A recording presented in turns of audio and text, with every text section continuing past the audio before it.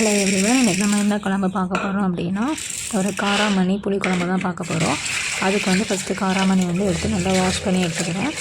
எந்த அளவுக்கு வாஷ் பண்ணுறோமோ அந்தளவுக்கு நல்லா வந்துட்டு அதில் வந்து அந்த அழுக்கு அது எல்லாமே வெளியேறும். பயிரை பொறுத்த வரைக்குமே நல்லா ஒரு வாஷ் பண்ணணும், ஏன்னா அப்போ தான் வந்து அதில் உள்ள வேஸ்டேஜ்லாம் வெளியேறும். நல்லா வாஷ் பண்ணியாச்சு. இப்போ அதுக்கு தேவையான தண்ணி ஊற்றிட்டு நல்லா ஒரு க்ளோஸ் பண்ணி ஒரு 3 விசில் வேக வச்சு நல்லா வேக வச்சுக்கிறோம். அதுக்கப்புறம் அதுக்கு குழம்புக்கு தேவையான தேங்காய் பச்சை அரைச்சி எடுத்துக்கிறோம்.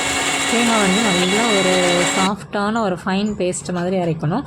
அப்போ தான் குழம்பு வந்து எப்படி இருக்கும் அப்படின்னா அந்த ஒரு மாதிரி தெருளாக இல்லாமல், தேங்காய் வந்து ஒரு மாதிரி தெருளாக தெரியும்.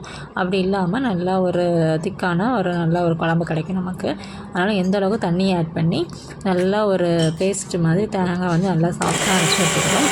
இப்போ அதுக்கப்புறம் என்ன ஆச்சு அப்படின்னா நம்ம பயிர் வந்துட்டு நல்லா வெந்துடுச்சு. வாங்க இது வந்து ஒரு ஃபில்டர் வச்சு ஃபில்டர் பண்ணிக்கலாம். ஃபில்டர் பண்ணி நல்லா தண்ணி வந்து நல்லா ஃபில்டர் ஆகணும் அந்த பயிரில் இருந்து. நான் வந்து ஒரு ஃபில்டர் போட்டு அதை வந்துட்டு ஒரு உரமாக வச்சுட்டேன். பாருங்கள் பயிர் வந்து எந்தளவுக்கு நல்லா வெந்து வந்திருக்கு அப்படின்ட்டு. இப்போ அதே குக்கரை நல்லா ஹீட் பண்ணிவிட்டு அதில் வந்து குழம்புக்கு தேவையான எண்ணெய் ஆட் பண்ணுறேன். புளி குழம்புக்கு வந்து கொஞ்சம் ஆயில் அதிகமாகவே இருந்துச்சு அப்படின்னா குழம்போட டேஸ்ட் வந்து ரொம்ப சூப்பராக இருக்கும். எண்ணெய் நல்லா ஹீட் ஆனதும் அது குழம்புக்கு ஏற்ற மாதிரி கொஞ்சம் வந்து வெந்தயம் ஆட் பண்ணியிருக்கேன். வெந்தயம் நல்லா பொரிஞ்சு வந்ததுக்கப்புறம் கொஞ்சம் பல்லாரி வெங்காயம் ஆட் பண்ணியிருக்கேன்.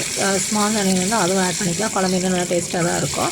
அதுக்கப்புறம் கொஞ்சம் 2 பச்சை மிளகாய், ஸ்மால் சைஸ்ன்றனால 2 பச்சை மிளகாய் ஆட் பண்ணியிருக்கேன், நீல வாக்கில் கட் பண்ணி.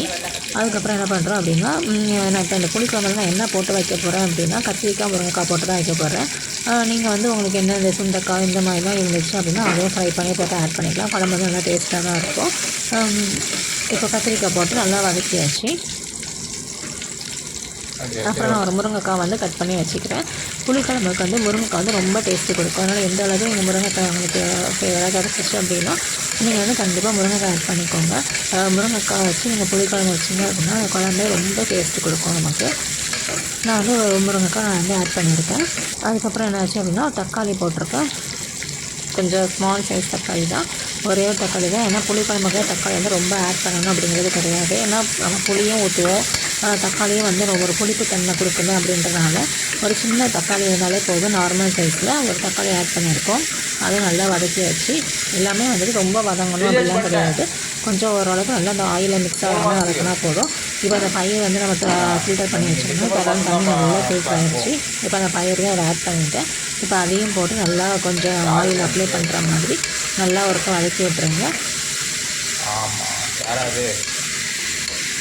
அதே மாதிரி இன்னொன்று என்னது அப்படின்னா தட்டாம்பயிரை வந்துட்டு நல்லா என்ன பண்ணலாம் அப்படின்னா ஃபஸ்ட்டு வந்து ட்ரை ரோஸ்ட் பண்ணி அதுக்கப்புறம் தண்ணி ஊற்றி வேக வச்சோம் அப்படின்னா அதோடய ஸ்மெல் வந்து ரொம்ப சூப்பராக இருக்கும். இன்றைக்கி வந்து அப்படி பண்ணலை, அப்படியே நல்லா பண்ணலாம். அது பண்ணோம் அப்படின்னா அந்த குழம்போட டேஸ்ட் வந்து இன்னும் நல்லாயிருக்கும். நீங்கள் வேணால் அப்படி ட்ரை பண்ணி பாருங்கள். அப்புறம் புளி குழம்புக்கு மெயினானது என்னது அப்படின்னா புளி தான். நான் புளி வந்து ஃபஸ்ட்டே ஊற வச்சுருந்தேன். சின்ன சைஸ் புளி தான்.